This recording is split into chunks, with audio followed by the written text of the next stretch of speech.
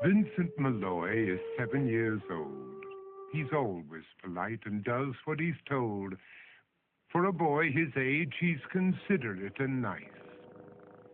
But he wants to be just like Vincent Price.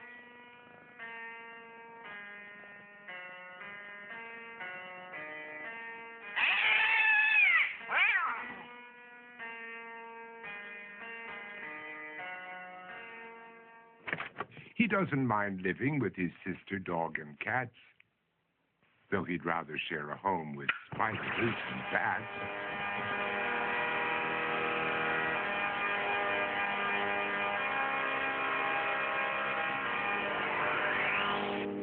There he could reflect on the horrors he's invented and wander dark hallways alone and tormented.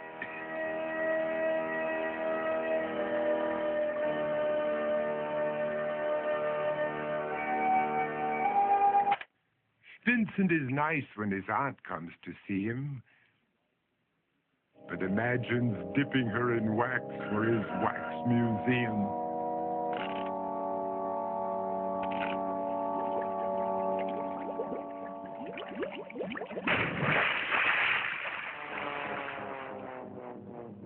He likes to experiment on his dog, Abercrombie, in the hopes of creating a horrible zombie. So he and his horrible zombie dog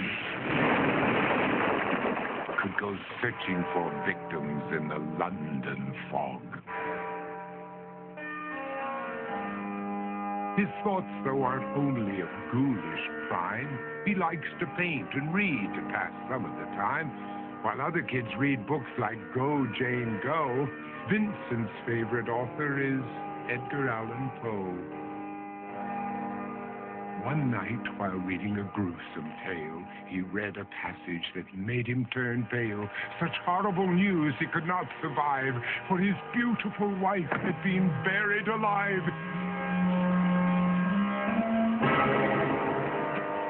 He dug out her grave to make sure she was dead, unaware that her grave was his mother's flower bed.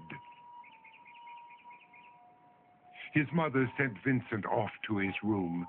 He knew he'd been banished to the Tower of Doom, where he was sentenced to spend the rest of his life alone with the portrait of his beautiful wife. While alone and insane, encased in his tomb, Vincent's mother burst suddenly into the room.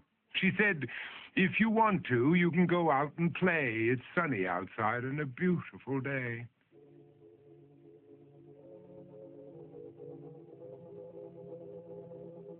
Vincent tried to talk, but he just couldn't speak. The years of isolation had made him quite weak. So he took out some paper and scrawled with a pen, "I am possessed by this house and can never leave it again." His mother said, "You're not possessed and you're not almost dead. These games that you play are all in your head. You're not Vincent Price, you're Vincent Malloy. You're not tormented or insane, you're just a young boy. You're 7 years old and you are my son. I want you to get outside and have some real fun." Her anger now spent, she walked out through the hall. And while Vincent backed slowly against the wall, the room started to sway, to shiver and creak. His horrid insanity had reached its peak. He saw Abercrombie, his zombie slave, and heard his wife call from beyond the grave. She spoke from her coffin and made ghoulish demands, while through cracking walls reached skeleton hands. Every horror in his life that had crept through his dreams swept his mad laughter to terrified screams. To escape the madness, he reached for the door, but fell limp and lifeless down on the floor. His voice was soft and very slow as he quoted The Raven from Edgar Allan Poe. "And my soul from out that shadow that lies floating on the floor shall be lifted nevermore.